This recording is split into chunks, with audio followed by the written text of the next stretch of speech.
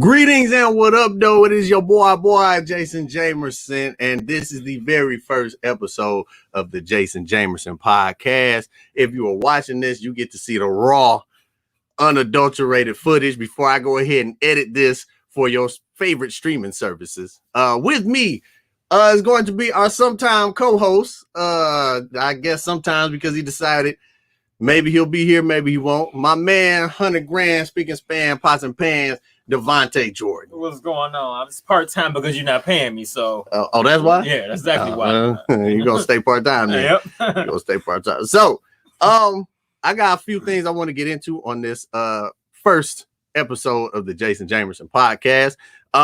The first thing I want to cover, though, is why. Why am I doing a podcast? Why now? That's what everybody asks me. Why now, Jason? Why I say everybody, I mean just my brother and my daughter. Well, the reason is because why not? You know, I've actually been wanting to do a podcast for a minute, but I didn't have either, you know, the equipment. I didn't know what to do, how to start it, or anything like that. And yeah, so then I just said, let me get a microphone and just do it and build it and they will come, I suppose. You know, all right. That's what they say. Whatever Sam Jackson said. All right. Yeah, whatever Sam Jackson said. But and the reason I named it the Jason Jamerson podcast is because over these last few years, as I've been progressing in you know, comedy and personal training, everybody's been telling me, like, man, no, you can't have them both in the same place. You can't be Jason Jamerson, the comedian and the trainer at the same time. I'm like, y'all really want me to be a character of some sort, don't you? Like, it's the same person. It is me. I'm a trainer, I'm a comedian, and they both go hand in hand. You can't work two jobs. You ain't Jamaican. Right, basically. So I was like, you know what? I'm just outside of the Jason Experience comedy brand, outside of the Better Body Bureau, personal training, athletic suites. I just said I'm just gonna be here and say whatever I want to say, talk about whatever I want to talk about. So you may hear some training tips, you may hear some comedy, you may just hear some regular stuff. Because a lot of people I know, they only know me as either comedian Jason or Father Jason, because they be seeing my pictures and stuff. Or Father Jason. Yeah, Father Jason. Like, you Father know, Abraham. Right. You know, they know me as the father of Gizmo. An identity. Right. I don't have an identity. I don't. That's the whole reason I be out every night telling jokes and stuff. Ride our coattail. My daughter get more play than I do. I be riding my daughter coattail like, yeah, that's my daughter. Yeah. I'm the big guy and Gizmo and the big guy. You know me, right? Yeah, right. Yeah. But no, yeah. So you know, I said I'm just put it all together and just do me a podcast. And why not? I said, why not bring one of my closest friends? You know what I'm saying? Somebody, hey man, I can't stand you in real life. I bring one of my closest friends onto the show to help me tell my story, because he's been around for the majority of my life. My man Devontae Jordan. I'm flattered and humble. I don't like you, but thank you. Yeah, all right. I'd rather be at home, sleep, but you know. But wouldn't we all? No, you'd rather be here. You trying to break out. Why you playing? Start riding daughter coattails. Man, my daughter, listen, I promise you, when you have a child, I don't know how close you are to having a child. I got plants, but that's it. And I come home sometimes they be droopy, so I'm not But when you have a child, you no longer matter to anybody. No. Like, it's always like, oh, where the baby at? Like, you ain't happy to see me? Like, I don't even get a hug before they ask that question. Nope. I walk in, I'm like, oh, where the baby? Like, you didn't even say hi. Like, once you have a kid, it changes. Your life changes. You're having a child and being married. One of them two is like, neither one of them. You're gone after that. You have no identity after that. Yeah, you don't. You are not yourself. It's like, oh, you family man, Jason. Yeah, I ain't gonna lie, because like when you post stuff on Facebook or Instagram, I actually don't like it. But when you got Selena or the family, I like them. I comment, say, oh, I'll share them sometimes. That's how it happened. That's your pictures. You're not the only person. I'm not even offended by that, because you're not the only person. I almost unfollowed you one time. I ain't gonna lie. He said, where your daughter at? Boo, bring on Gizmo. The real star. Oh man, but no, some of y'all may or may not know this, but I do stand-up comedy, because this is going live on my YouTube page also. So I do stand-up comedy, and part of my writing process is actually just talking to this clown right here Yeah, that's literally my writing process. I come up with an idea and we just have a conversation, and then we go on stage. I go on stage and see if it worked. And whenever I have a conversation with him, it doesn't work. And that's why I know that's how I know what to do and what not to do, what to say and what not to say. But yeah. So being this is the first episode, I want y'all to get to know me a little bit. I was on Instagram and I did the little questions thing, and they asked me ask me random questions. And I decided I was gonna read some of them answers to you once I find out where I put my phone. And because my man Devontae over here has known me for so long, he is going to be able to fact check me. You're gonna be able to fact check me. Yeah. Get on God's internet and start lying. Get on Beyonce's internet and just start lying. All right, so Robert Townsend's internet. The first question: why? Because why not? I think I answered that already. I said why, and I didn't even tell them to ask me a specific question. I just said ask me a question. They just said why, and the answer is because. Why not? The next question. Why are you so sexy? Well, I'll tell you, Rihanna. Oh, man. Am I lying? Somebody asked that question. I was on the spam box. click link. I have my pictures. Some things you just won't know until we get to heaven and we can ask God. You know what I'm saying? We just won't know the answer to. I know.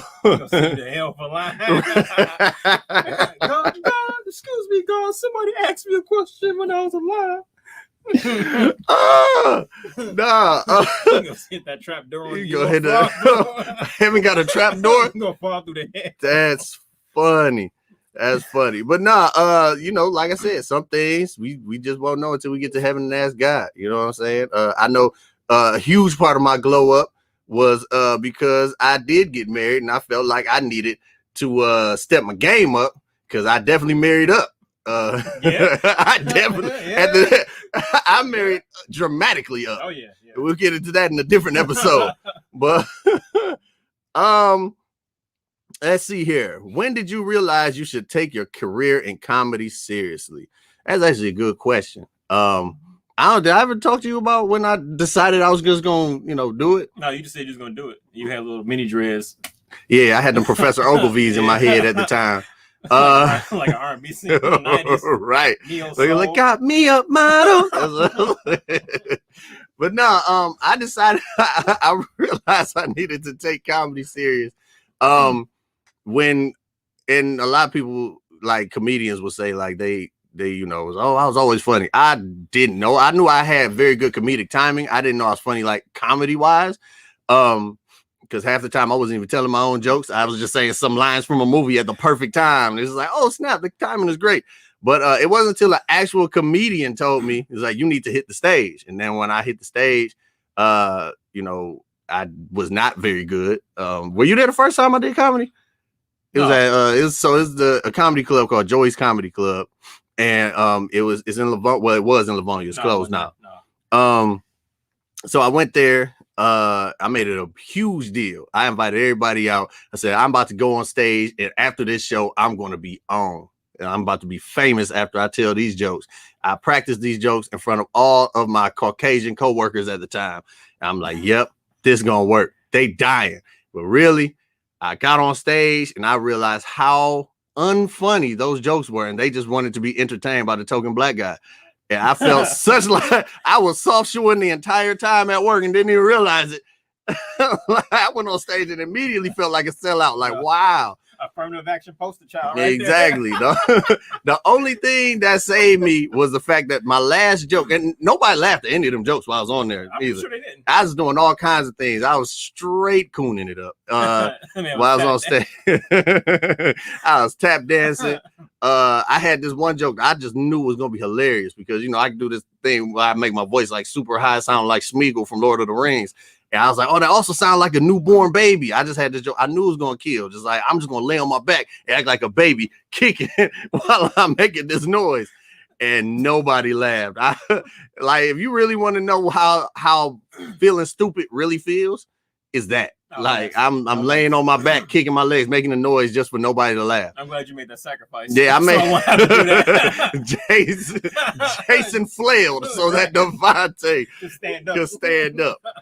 But so after I did that, the last joke I did is a joke I still do on occasion today, but that last joke just got that big, like I'm like, well, either that or it sounded like that because it was so silent prior to. But so I got that. I was like, all right, I got something to work with. So after that, that's when I got hooked on it. You know what I'm saying? Like, it was fun. I enjoyed, like, I've always been a performer. You know, my mom was breeding me to be a performer. So like, I always been a performer. So after that, I was like, bet I'm about to do this more. You know, Rome wasn't built in a day. You know what I'm saying? LeBron may have been cold as soon as he touched basketball. Yeah. He went to high school. JJ Redick wasn't cold when he first touched the basketball. JJ Redick. Hey man, you know, this is what it is. JJ Redick wasn't the best when he first touched the ball. Darko Milicic had to develop. Right, you know what I'm saying? So I was like, bet, you know, I'm gonna work on it. And then it was when comedians actually started calling me to come do shows. I'm like, all right, I must have something if other comedians are telling me to come do their show. And so after that, I started taking it more serious. But when I took it serious for real, is the first time somebody put money in my hands for telling jokes for 5 minutes. I'm just like, $50 for 5 minutes? And I did the math in my head and how much that was an hour. You just figured it out finally. And today I figured it out. Yeah, woke up in the man like, oh my God. Like, George, you've got it. Shantae, grab Gizmo. Grab Gizmo, we going to the top. And so so I figured out how much how much that was an hour. And I was like, if I could really do this for an hour at this rate, it's Rap City. I don't need no job no more. So then I decided I was gonna take it serious, start trying to perfect my craft and all that good stuff. So yeah, man. Interesting typical origin story of Joey's Comedy Club. It was Joey's Comedy Club one dark night in Livonia. I walked through an alley to get to the club. All right. Next question was, how long have you been bodybuilding / working out? This you have a little bit more to say on this one. I believe the first time I touched a weight, seriously, was like weight. Yeah, like at first he was working out at the park doing prison workouts. I was. So, man was doing chin-ups. Man was tossing dirt. Man, listen, I was chin-ups on the monkey bars. I was getting up at like 6 a.m. so I could work out on the monkey bars before kids got over there. Because I just knew like it was gonna be weird if I'm working out while kids was having recess. Yeah. And so I just went over 6'2", man. 6'2". I didn't have hair at the time, but I was wearing glasses and I was a string bean. It was like, why? Like a weirdo. I was looking very weird. I was an awkwardly built young man because I was very awkwardly built because I always had ankle problems because I got flat feet. And man was built like a Simpson. I was. I was built like what's the alien's name off American Dad? Oh, Roger. I was built. I got skinny limbs and a thick trunk. That's and I had a big head. I grew into my head finally, but you know, hey, you got to be honest with yourself. You got to be self-awareness. You got to be honest with you. I finally grew into my head like 2 years ago. When I turned 30, that was my 30-year-old birthday present to me. I grew into my head. I said, "Thank you, Jesus." But no, so I yeah, so I was doing those workouts, but then I ended up I was working out with one of my managers. Shout out to my man Eric at when I used to work at Metro Foodland on Grand River Southfield. It's no longer Metro Foodland, so I feel like I can say it out loud without getting sued. But yeah, so I was working out with him. I doubt they got internet. They're not gonna see this. Listen, you don't know who's watching on Beyonce's internet. You're right. You know, so Beyonce. So yeah, so I was working out and I was working out with him and I had no idea what I was doing, and realistically, neither did they. They so and this is where I usually when I tell this story is where I get into the tangent of the importance of knowing how to work out and what you're doing. But we weren't necessarily doing exercises wrong. We just had no program. We were just going down there throwing weights around, and we ended up being built very awkwardly because my chest got bigger, my arms got bigger. We did no abs, and the only leg exercise we did was squats. And so it's like a Lego. Man, I'm built like a Lego man. I was built like how I be warning people not to be, and just because I'm a cautionary tale. That's why. I lived it. I lived this. Fellas, do legs. Do more exercises with other things than just your upper body. I'm trying to tell you. I've been there. It does nothing but make you look weird and cause back problems. But yeah, so eventually I ended up getting my own gym membership and doing the research on myself. So that was about like 2008, 2009 is when that happened. And that is when I decided to take working out seriously. Because then once again, I got hooked. I'm starting to think I may have an addictive personality. Like, well, at least it's that not crack. Right. Man, wrong move. You really had a big head and small body. Yeah, I can't afford crack anyway. So I'm still a VCR citizen. Be over here looking. Oh man, where's Meteor Man? We need him. Right. I think this was one of my clients who asked me this one. Why we gotta do 4 sets of 15 of everything? I don't like that. Yeah, that's definitely a client, and the answer is because it works. So quit whining. I hope you ain't lose one off that. I hope not too. I really hope not. Who? I don't know if I want to read this one because I know who wrote it, and I don't want to say it without seeming like I'm throwing shade. So I'm not gonna read that one. Not today. Not today, Satan. Not today. Is your dreads weave infused? First of all, I believe it's are your dreads weave infused. And how do you infuse them with dread with weave? Like do you some kind of chemical bond that happens to infuse your regular hair with weave? Right. Right. I would think that you just weave it in like a weave. The big pot that you put greens in. No, this is all from the root. This is all coming from the scalp, from the root, and you can tell by how large my forehead is starting to get. Yeah, I these dreads. These first of all, they're locks. They're not dreads, but you can. I am fully aware that my hairline is on its way out, and so I mean, it was always a big forehead. My mom always talked about it. I did always have a big forehead, but apple head. Yeah, but they play baseball on it. All right now. I'm not saying that's what she said. I'm texting her right now getting jokes. Right, because I ain't gonna say nothing about your mama. I'm just gonna have to compliment her aggressively. Your mama is a sweet lady. She's a charmer. How is she doing? But no, all this hair is real. It's growing straight look from at your hairline, man. Yeah. Ironically, the next question is your hairline gone? It's not gone. It probably is packing his bags though.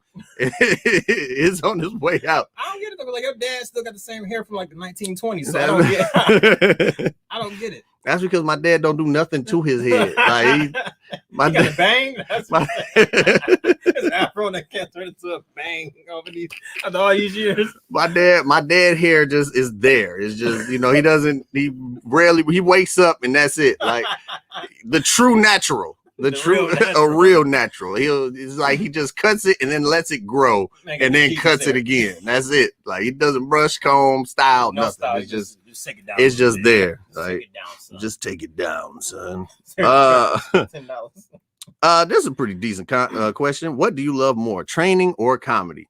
I love comedy more. I love entertaining more. Like I said, I was basically being bred to be an entertainer. My mama had me in every entertaining program, like acting, singing, dancing, all that stuff. Not that I was very good at dancing, but shut up.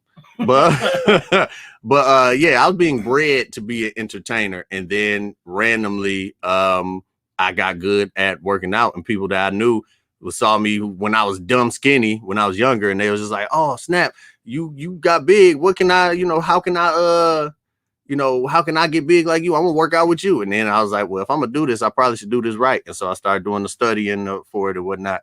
But after a while, I felt like personal training became more of a responsibility because like you'll get these people, they come to you and they tell you they like innermost, secrets and stuff because they like I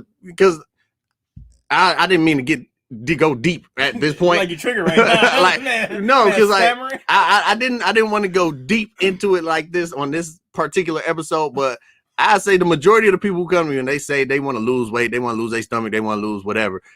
90% of the time is not because they just looked in the mirror and said they want to change something. It's always something like either mental, so some like them being self-conscious or something like that.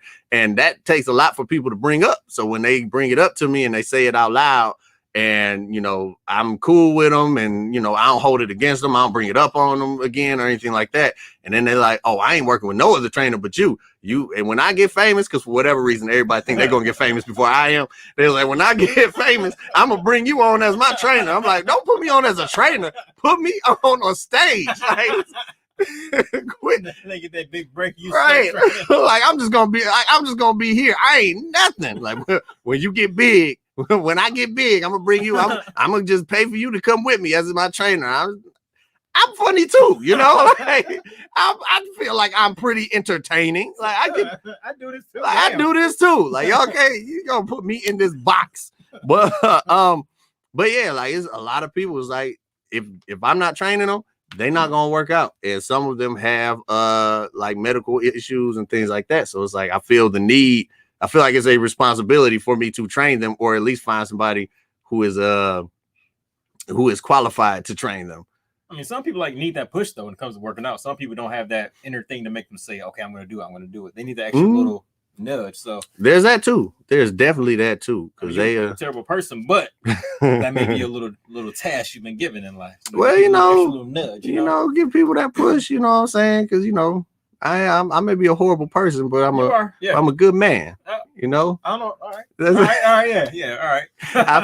I'm sure that makes some kind of sense somewhere. Nah. Oh well. But yeah, the answer is comedy. The answer is comedy because I actually not saying I don't enjoy training. I enjoy training the people that I train. But as a career, if you tell me, do I want to be a rich comedian or a more richer personal trainer, I would be a comedian. All right. Who was David Ruffin of your old comedy group, and who was Otis?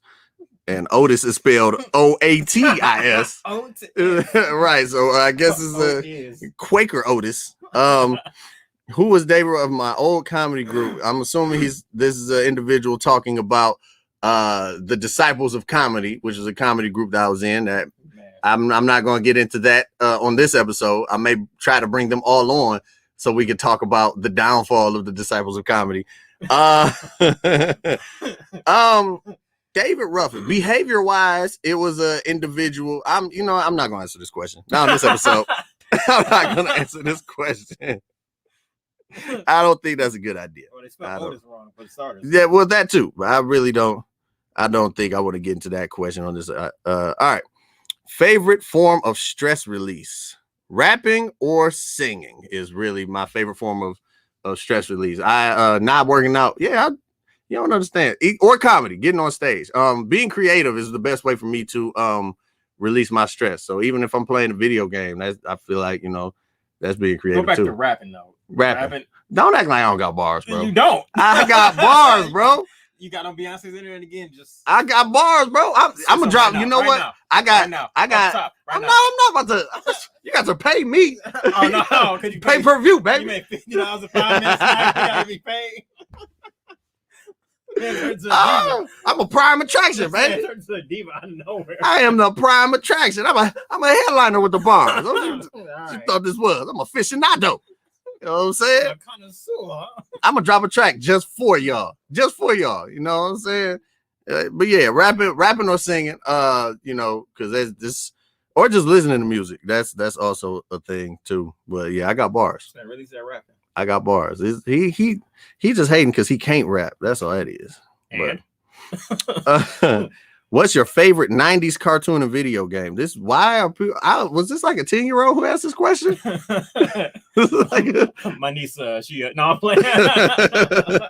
I need to check my followers. Who is following me asking me these questions? Spam accounts.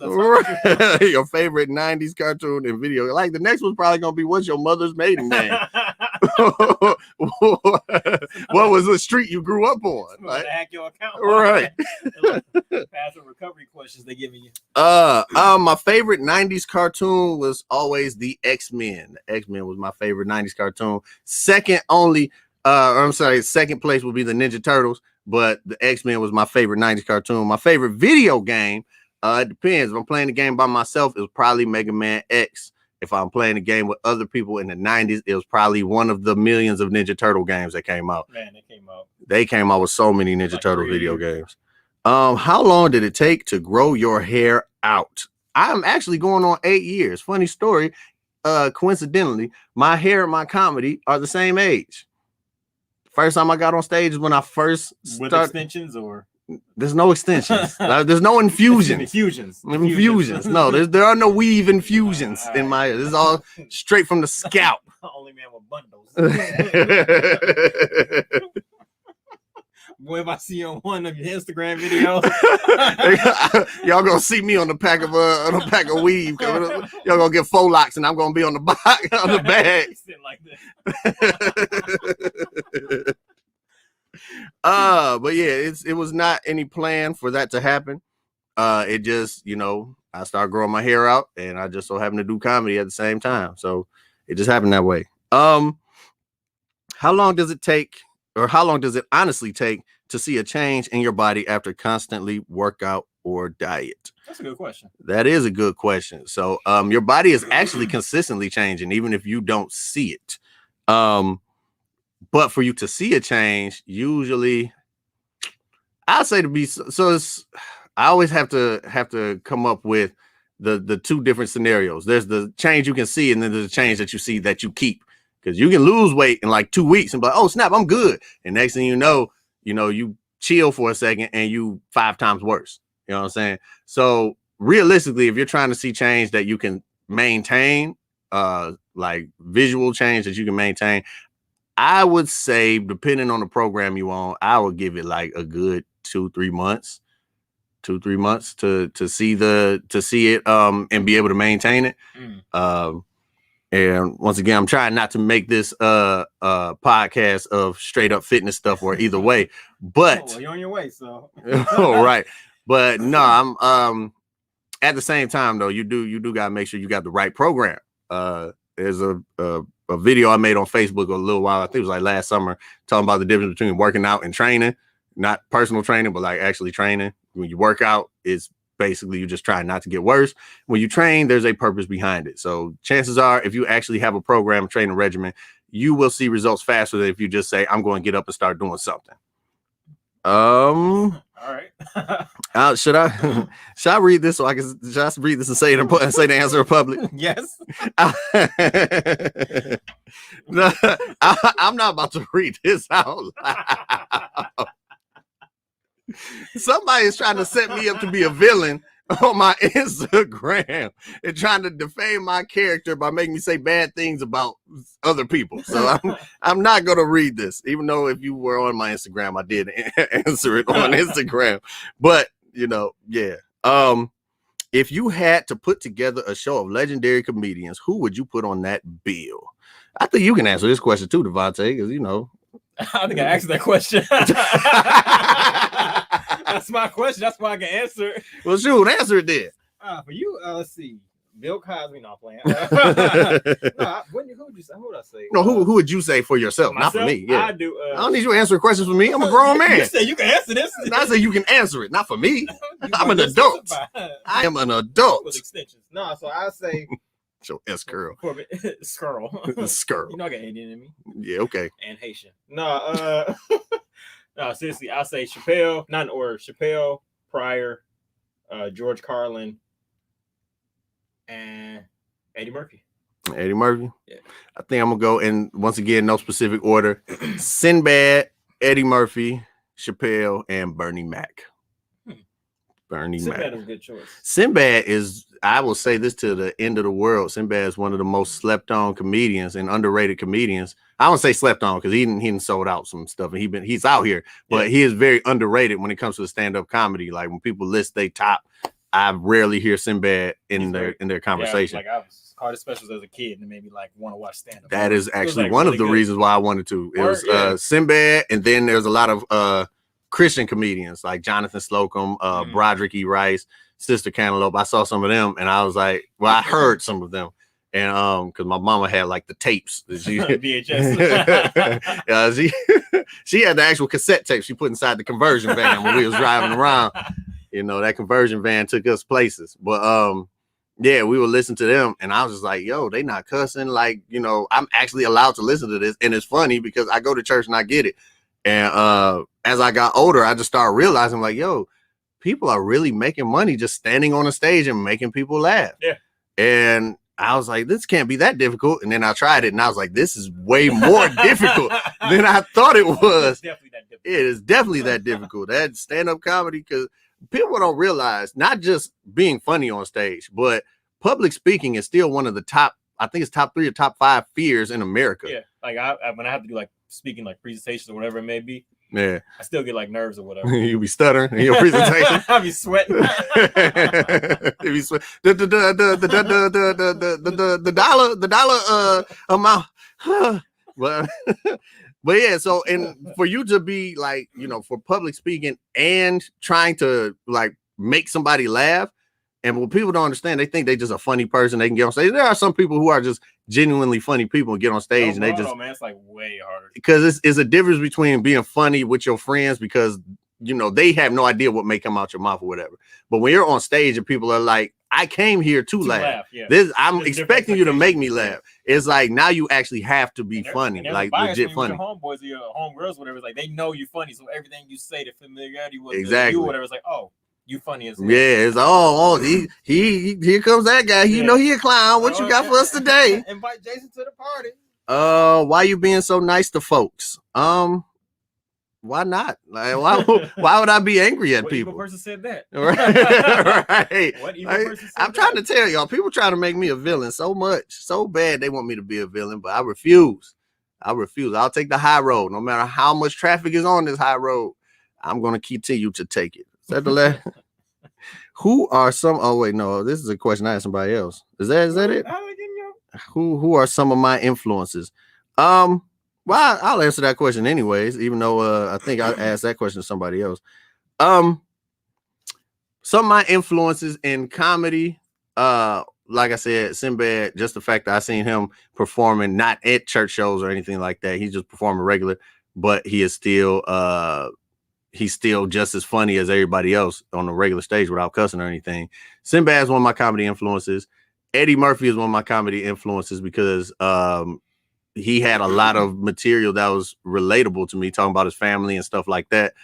Who else is one of my comedy influences? Cedric the Entertainer is one of my comedy influences. And that is why I get on stage and I sang and I, you know, whatever it is, because I feel like Cedric, he is like one of the, at one point in time, he was the epitome of using every talent you had at once. Like, he's on stage, he's being funny, he's dancing, he's singing, he's doing all of that at the same time. And it's like, you know, if you're good at all these things, why not incorporate it all at the same time? You know what I'm saying? So I'm not, you know, like I said, I'm not the best dancer. You know, if you give me some steps, I can follow them.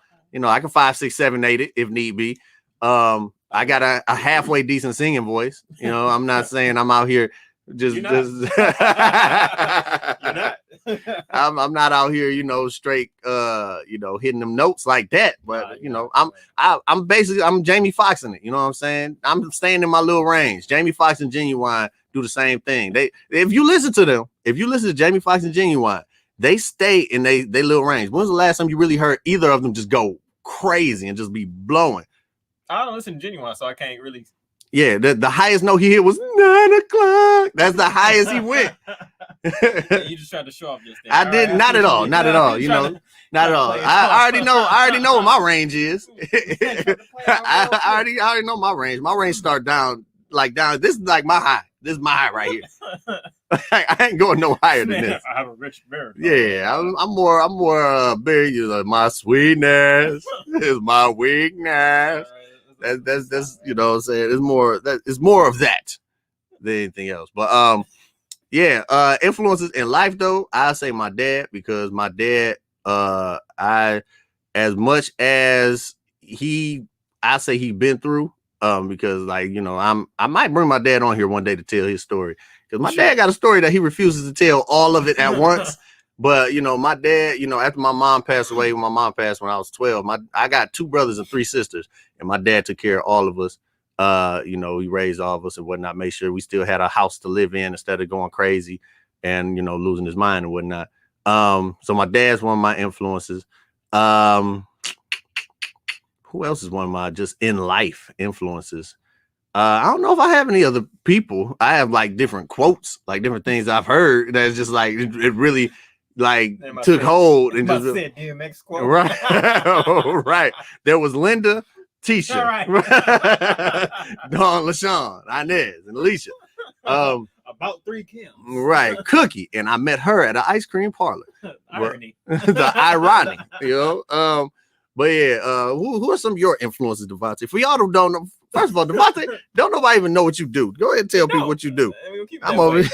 My biggest influence, I definitely say, on my phone. My bad. I was live streaming, mom watching it. Oh wow!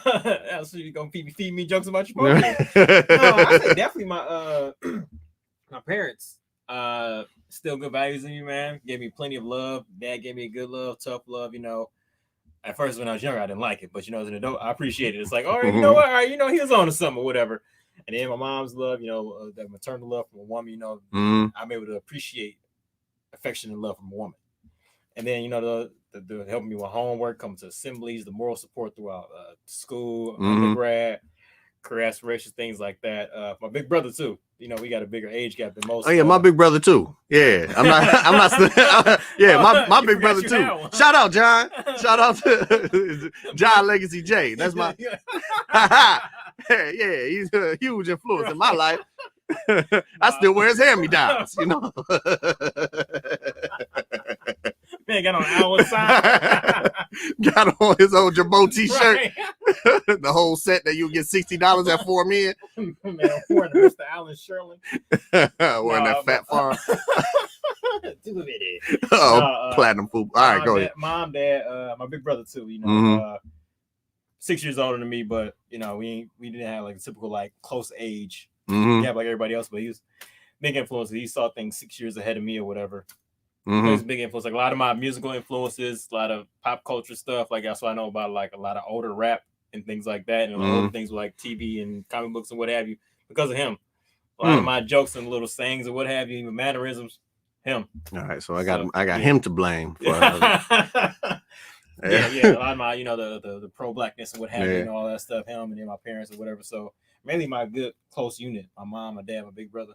Gotcha. Yeah. It was interesting. My brother introduced me to conscious rap, but he didn't introduce me to like the old school stuff. My brother don't even really mess with the old school stuff like that. Yeah, my brother got me on the Wu-Tang, the Nas's, the Jay-Z's, all of that. So he listens to that, you know.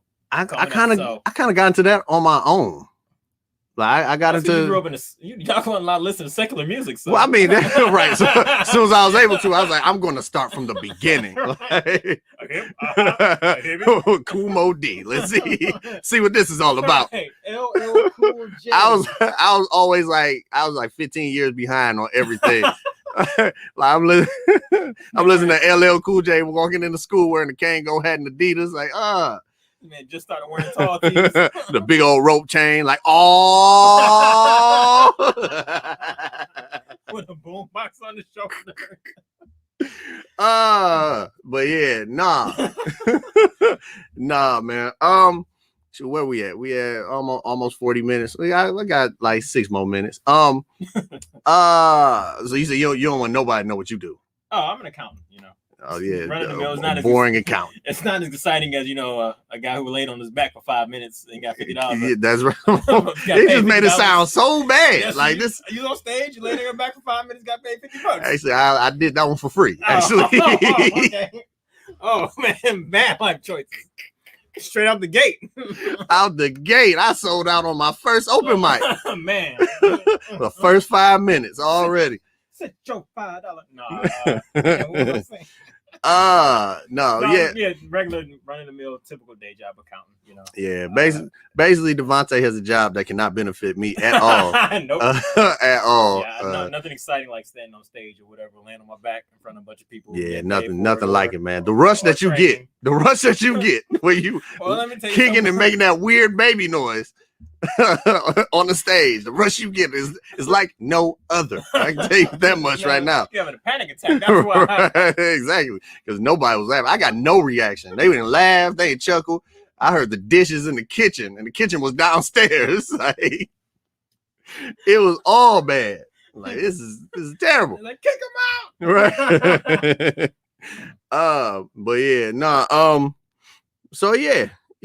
I think that's good. That's good. That's good. But good for you. That's good. That's real good for you. It ain't the most glamorous job, but somebody got to do it. You know. I guess. Check out Turbo my website. What? I was about to say TurboTax about to take you out of work. No, it's not. Nah. You're gonna have 2 down years, and then you're just gonna have a spike 3 years from now when everybody getting audited. Ain't nobody claiming they stimulus on their taxes this year. Stimulus and unemployment ain't getting claims. Dog, I'm getting garnished. I need you to help me out. I'm getting garnished. Like, dog, why they coming after me though? Right. Why they coming after me? Nah, but for those of you out there that need an accountant, hit me up, www.jordanaccounting.co. The .com is already bought. So like, you can buy this domain name for $1,000. I'm like, nah, it's not that. Nah. So you ain't getting that. You ain't getting that M. Nah, yeah, nah. So yeah. You know what? TurboTax, boy. TurboTax about to take you off a job, bro. Man. Oh my goodness! I mean, first time I did TurboTax, I just knew they was about to come for me the next year. I'm like, I don't know. They talking about some 1A, like line 1A. I'm like, I feel like I put this in twice already. Like, I don't know if this is the right thing. All name. Right. Like middle initial. Am I supposed to just put the letter A, or am I supposed to spell A? Like, I don't know. Put the period or just leave an A. I was sweating. Sweating profusely. Sweating like the Rock and Fast Five. Like, this is good gracious. But yeah, no. Man. But yeah, no, man, it's a pretty good first episode. People I'm watching, so I'm yo mama watching? Yeah. What up, though, mama? What up, though, mama? This is Jordan. Nah, bro. Yeah. Nah, that's mama right there. That's mama. I remember when she called me her big son. Yeah. I just looked at you like, yeah, little fella. Like, you my big son. I didn't even say nothing about your other brother either. Just like the only one that's over 6 feet. So. Yeah. Well, shoot. I guess I'll leave y'all with a little word of encouragement, knowledge, whatever the case may be. Just do it. Is, I guess, that's it. Yeah, because it that's a good one, though. It is, because this podcast was basically just an idea I've been having for forever. And during this quarantine, like with COVID going on and everything, I just decided I'm just going to start doing everything that was I thought of, like, regardless if it's going to be 100% the way I wanted it to be. It may not ever be the 100% the way I want it to be, because COVID may have taken that opportunity away from me.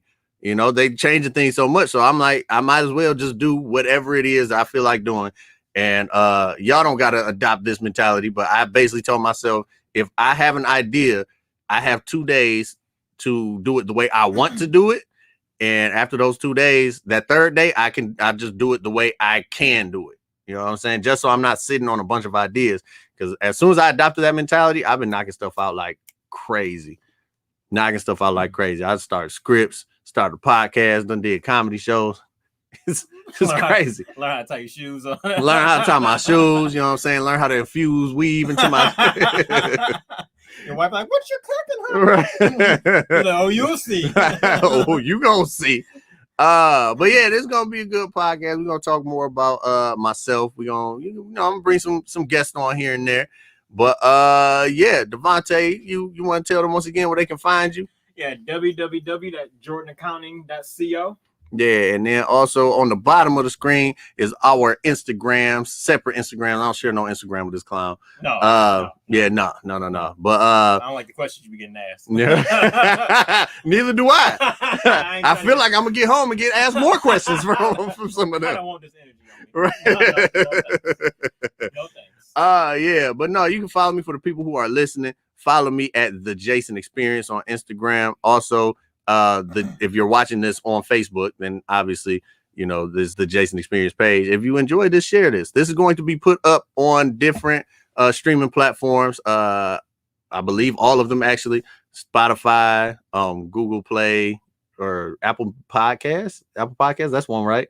Apple Play. Whichever one it is. Spotify, I listen. How you gonna try to shoot it out there? Wherever you listen to podcasts, it's gonna be on that. That's what's gonna be at. You know, it's gonna be on there in a few. Give it a few days, and you know, I'll probably share the link, say when it's gonna be up. But yeah, Devontae, go ahead and let them know where they can find you at and what you got going on or whatever, what have you. It's tax season, so I mean, I don't know if you're doing taxes like that. Yeah, yeah. All right, well, go ahead then. Yeah, actually, reach me at www.jordanaccounting.co. I won't shout out my phone number on here because spam. But 313. All right, like 6. No, but yeah, drop me a line. If not, you know, you can find me on social media at the name on the bottom of the screen. You know, any questions, comments, concerns, or whatever. If you need a good accountant or whatever, drop me a line. I'm always available. Yeah, it's the Devontae Sang with 5 A's. Yep. With 5 A's. So yeah. But yeah, no, thank y'all for tuning in. Everybody who did tune in once again. We will be back every Monday at 8:00. Well, I will be back every Monday. I don't know. Devontae may or may not be here every week. That's why that's why his picture's not on the flyer. Right. But I should have put a question mark after his name. But yeah, we'll be here. Well, I'll be here every week, every Monday at 8:00. Like I said, I'll be bringing guests here and there when it makes sense. You know what I'm saying? But yeah. Thank y'all. Comment, share, like. Follow the Jason Experience page on, or not just like, but follow and subscribe to the Jason Experience page on Facebook for more interesting content. Ooh. But until then,